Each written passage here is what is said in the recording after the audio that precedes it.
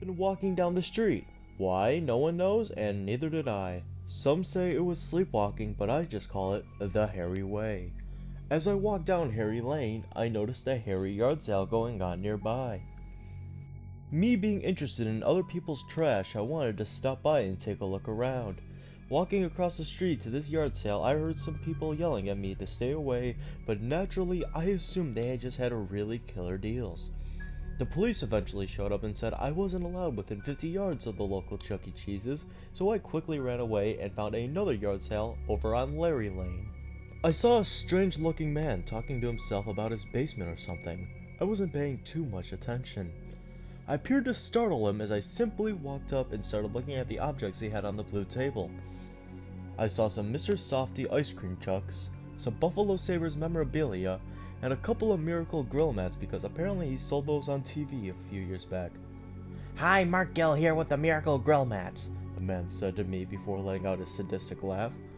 It reminded me of the Joker, plus he just needed a Tic Tac.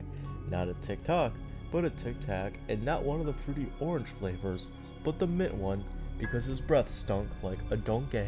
"I'm Harry?" I told the man before he nodded and told me, "I'm fucking with ya, kid. My name is Skinner." As I faked a smile, just wanting to get some shit and leave at this obvious garbage sale. The Buffalo Sabres memorabilia gave it away from me there. I looked along the giant blue table he had set up. A lot of random stringy white stains appeared on it. I guess he used to be an ice cream man or something. Suddenly, as I was looking through the items here, another man came up to talk a different language with Skinner. The man was no taller than 3'3". I seemed to understand that his name was Joey Stalin or something like that. I didn't really care too much. All I know is that he had a really badass mustache and I wanted to pet it. He also had some weird Icelandic accent, and I couldn't understand the Asian language he was speaking. Joey walked away after a few brief moments and I had found something worthwhile at this garbage sale. A hot new video game! Oh my god! A video game based on my favorite YouTubers? Rod Barrows of Cold Take Lacrosse! I noticed the game had very poor box art, but then again, what could I really expect from a garbage sale? I became Timmy from South Park for this segment as I grabbed the video game off the tables and screamed, "Oh my god, I love Rod Barrows!" and immediately picked up the game and walked over to this strange man to buy this newly purchased video game. I asked him how much the game cost, but he was very weary about giving me a price, given he bought the game for one of his children. He said something about them needing entertainment in his basement, but I didn't care much just cause I wanted to play the game. Suddenly, I heard an ice cream truck turn on its familiar catchy jingle to attract the children. But apparently, so did this weird person as before I knew it, he called out, "I am Jeff the Skinner! Are you here to me?" And he was on all fours chasing down this ice cream truck, so I just gave him the pocket change I had, which was like 10 cents, and ran home as far as I can, ignoring some birthday party I was invited to. As soon as I got home, I ran upstairs to my room, ignoring my ill stepsister who was caught in the washer as it was turned on. I turned on my brand new Xbox Series 360 One X and it moaned at me. I then opened the disc tray and popped in the game, completely ignoring that it was for the PlayStation 2, Dreamcast, Sega. My Xbox loaded the game up immediately, but the title screen was barely there, many a millisecond. I was looking away from the screen so I didn't catch much of it, but I do remember a very disturbing blue background, almost like the one from the Cold Take Lacrosse live streams. Except there were red markings all over and I couldn't make out the words, except for "Kill! Die! Destroy him!" and "Fuck you, say to me, you little shit!" It was very scary. I also managed to get an eye of the copyright year dated to the year 666. Very strange, I didn't know Rod Barrows was that old. He always looked 15 to me, but hey, wonders of technology, I guess. And I also saw the copywritten message was Disney Games. Good on Ron for managing to get a sponsorship with the devil himself, even if I might disagree with it. Once I got past that split-second title screen, I had found myself plopped down in a very weird first level. My eyes were closed in game, but I had them closed in real life. How do I know this? I don't know, but I just knew alright. What do you expect me to be in, Harry Potter? I opened them and turned my head in real life, which did the same thing. In-game. Holy shit, Ron, you got a VR game and everything? God damn, you're the best! I happily shouted to myself, only to hear Ron Barrows immediately talking the game the way I did. I messed around these cool new features for a moment before deciding to start leaving this area. Walking in place made the character walk forward, but I had to reach out to grab the door handle, but I accidentally squeezed my cock and balls, which made the character shout in anger. I don't want any cock and ball torture right now, asshole! I got scared again because Ron had a very blue face. Don't ask how, but I could see it. I managed to get past the first object of the door, which is oddly also painted blue. I walked out into the hall to find the real-life Ron Barrows home, fully recreated in-game, making me really geek out due to the amount of detail this Atari 2600 game really had. Once I got out into the living room, I figured I could do absolutely anything in this dynamic world, because after all, it is a video game and you can just restart the game whenever you like. So I started to walk faster in place, which made Ron Barrows run around his room, laughing as I saw him overturn the living area into something the Bugs Bunny would do, due to how fast he is. I decided to test out the capabilities of this video game.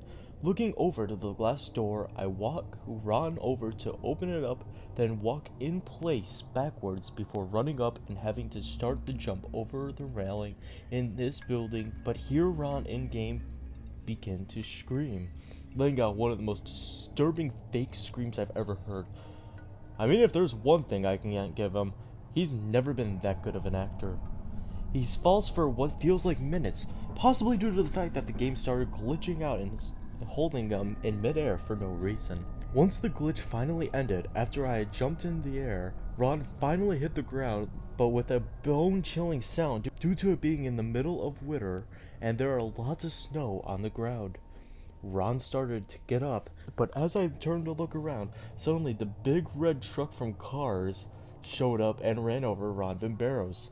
The camera suddenly panned downwards from above, much like in that very horrifying psychonatural thriller game, Tetris 2600. You have successfully terminated Ron Barrows. Continue, Smurf or leave, was what was displayed on my television. I thought it was a funny joke by the developers, and Ron to kill him early in the game, just to likely have this be a dream sequence. I selected leave, but it wouldn't let me. I tried pushing buttons on the controller, yelling at my TV like that guy who liked to yell at his cats, but nothing I did seemed to open or continue to leave the game. I opened up my Xbox and stuck my dick took out the video game cartridge from its vile hell gates of hellish hell and screamed to the heavens that Ron Barrows has betrayed me by making such an awful video game of himself and his brand. Suddenly, the angry video game nerd shows up, grabbing the game and started ranting to one of my walls about how bad the game was, but it wasn't anything special. It went like it was written by a few fat guys who didn't know how to write the nerd character. Fourth wall break! I had enough of the nerd's incoherent ramblings and grabbed the game and threw it out my window. The nerd jumped out of the window after the game and grabbed a hammer out of his asshole to begin beating the shit out of this video game. In all the excitement of buying the Cold Take Lacrosse video game, I had failed to notice there was a second game I had stolen from that strange man only known as Jeff the Skinner. It was a video game of me? I didn't recognize it too much, but then again, when you're as famous as I am, I have signed on for so many things that this is hardly the strangest thing I put my face on. I popped in the game, which was simply called Harry.exe, into the Magnavox Odyssey. I don't understand how they could fit an exe file onto an Odyssey cartridge, but it piqued my curiosity. I flipped on the garbage disposal to hear a loud rumbling voice, only to discover I had turned on the disposal for my stink instead of the game console, and to quote the now departed Ron Barrows, I shit my pants. Oh yeah, Ron's dead now. That's not really important, but apparently I legit killed him when I killed him in game. I turned on the console to see the familiar white square on my screen, only I couldn't control it. I started moving around slowly on its own, drawing me in further into my television screen before suddenly a very spooky image appeared on the TV. It was an image of me. I was looking very scary with the most perverted smile you could ever imagine. I couldn't look into my own eyes, they were just dark black voids. Upon trying to glare into them, my eyes turned very hyper-realistic, much like that scene with Patrick using the glasses of water for actual glasses, except I didn't know if this was scarier or not. My skin was also very hyper-realistic. It was just a shade of red that I've never seen before, except on Ron Barbaro's earlier. Oh my god! My teeth were just as yellow as ever, but that wasn't out of the usual. I hadn't realized just yet that this would be the last moments of my life. I had pressed one of the few buttons on my Odyssey controller I was using, which was a brand new PlayStation 2 controller made by Mad Catz and licensed by Ubisoft. How was I able to use that on my Magnavox? Magic, of course. So, anyways, I got past the title screen and immediately a loud beeping sound started going off in my apartment. I guess my stepsister got out, but somehow caught fire to herself in the drawer this time, so she's just dying or something, I don't really know, nor do I care. In the game, there was just a square dot in the middle of my screen. Remember, this is the Odyssey, people. I started moving it around and a loud scream started emerging from my TV screen. I got annoyed because I think it's my stepsister, so I turned up the TV only for the screams to get louder.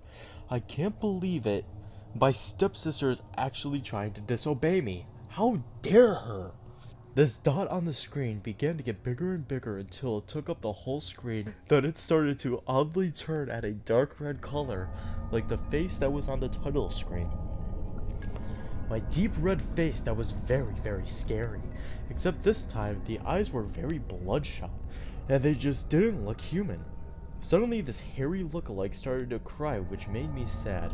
However, the tears that this thing were crying were blue, and it was very hyper-realistic, almost like I could touch these tears and drink it like I've always wanted to do with the Smurfs on TV. It was like really blue.